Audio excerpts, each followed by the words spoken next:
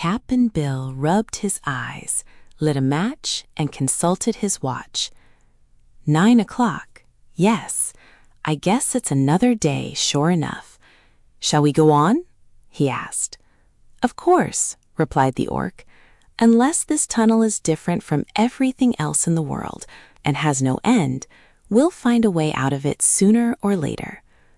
The sailor gently wakened Trot. She felt much rested by her mull's sleep and sprang to her feet eagerly. Let's start, Cap'n, was all she said. They resumed the journey and had only taken a few steps when the orc cried, "Wow!" and made a great fluttering of its wings and whirling of its tail. The others, who were following a short distance behind, stopped abruptly. "What's the matter?" asked Cap'n Bill. "Give us a light," was the reply. "I think we've come to the end of the tunnel." Then, while Cap'n Bill lighted a candle, the creature added, "If that is true, we needn't have wakened so soon, for we were almost at the end of this place when we went to sleep." The sailor man and Trot came forward with a light. A wall of rock really faced the tunnel, but now they saw that the opening made a sharp turn to the left, so they followed on by a narrower passage and then made another sharp turn, this time to the right. "Blow out the light, Cap'n," said the orc in a pleased voice. "We've struck daylight." Daylight at last. A shaft of mellow light fell almost at their feet as Trot and the sailor turned the corner of the passage, but it came from above, and raising their eyes, they found they were at the bottom of a deep, rocky well, with the top far, far above their heads, and here the passage ended. For a while they gazed in silence, at least two of them being filled with dismay at the sight, but the orc merely whistled softly and said cheerfully, "That was the toughest journey I ever had the misfortune to undertake, and I'm glad it's over. Yet, unless I can manage to fly to the top of this pit, we are entombed here forever." "Do you think there is room enough for you to fly in?" asked the little girl anxiously, and Cap'n Bill added, "It's a straight-up shaft, so I don't see how you'll ever manage it." "Were I an ordinary bird, one of those horrid feathered things, I wouldn't even make the attempt to fly out," said the orc. "But my mechanical propeller tail can accomplish wonders, and whenever you're ready, I'll show you a trick that is worthwhile." "Oh," exclaimed Trot, "do you intend to take us up too?" "Why not?" "I thought," said Cap'n Bill, "as you'd go first, and then send somebody to help us by letting down a rope." "Ropes are dangerous," replied the orc, "and I might not be able to find one to reach all this distance. Besides, it stands to reason that if I can get out myself, I can also carry you two with me." "Well, I'm not afraid," said Trot, who longed to be on the earth's surface again. "S'pose we fall?" suggested Cap'n Bill doubtfully. "Why, in that case, we would all fall together," returned the orc. "Get aboard, little girl. Sit across my shoulders and put both your arms around my neck." Trot obeyed, and when she was seated on the orc, Cap'n Bill inquired, "How about me, Mr. Orc?" "Why, I think you'd best grab hold of my rear legs and let me carry you up in that manner," was the reply. Cap'n Bill looked way up at the top of the well, and then he looked at the orc's slender, skinny legs and heaved a deep sigh. "It's going to be some dangle, I guess, but if you don't waste too much time on the way up, I may be able to hang on," said he. "All ready then," cried the orc, and at once his whirling tail began to revolve. Trot felt herself rising into the air. When the creature's legs left the ground, Cap'n Bill grasped two of them firmly and held on for dear life.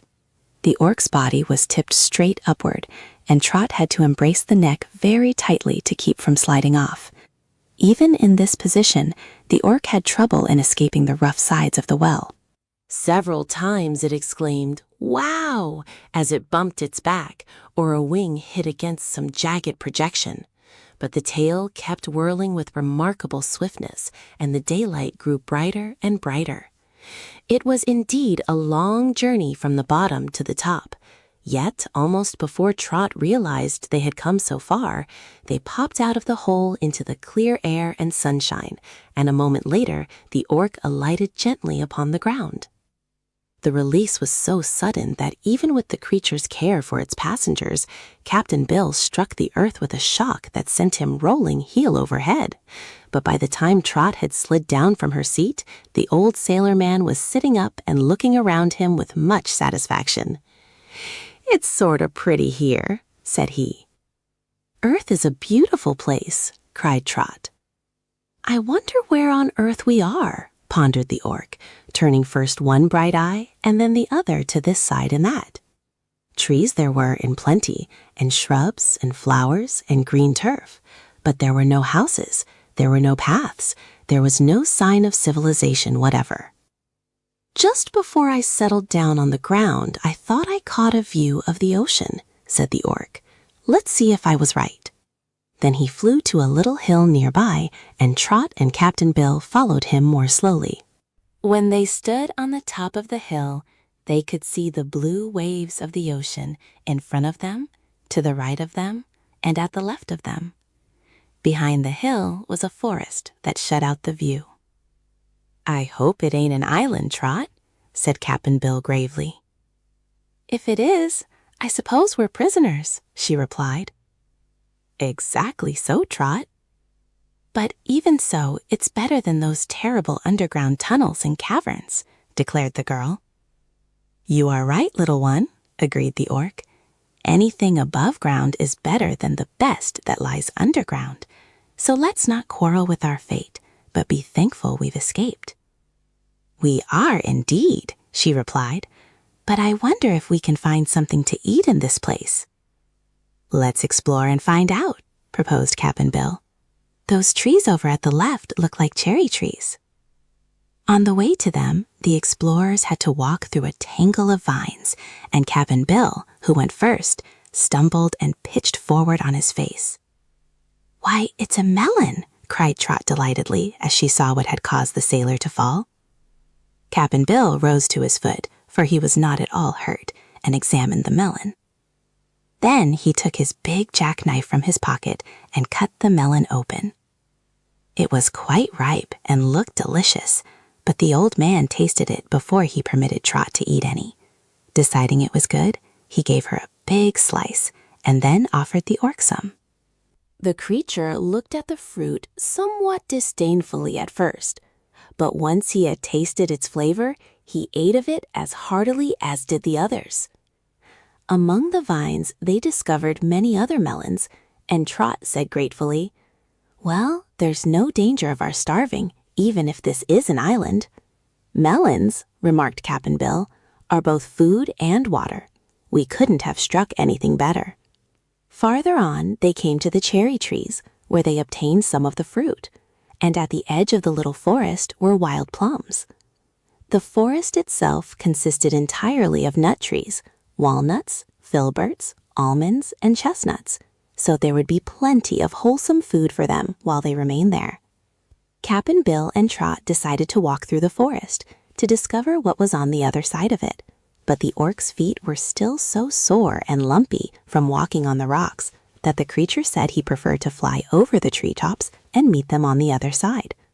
The forest was not large, so by walking briskly for 15 minutes, they reached its farthest edge and saw before them the shore of the ocean. "It's an island, all right," said Trot with a sigh. "Yes, and a pretty island, too," said Cap'n Bill, trying to conceal his disappointment on Trot's account. "I guess, partner, if the worst comes to the worst, I could build a raft or even a boat from those trees so's we could sail away in it." The little girl brightened at this suggestion. "I don't see the orc anywhere," she remarked, looking around. Then her eyes lighted upon something, and she exclaimed, "Oh, Captain Bill, isn't that a house over there to the left?" Captain Bill, looking closely, saw a shed-like structure built at one edge of the forest. "Seems like it, Trot. Not that I'd call it much of a house, but it's a building all right. Let's go over and see if it's occupied."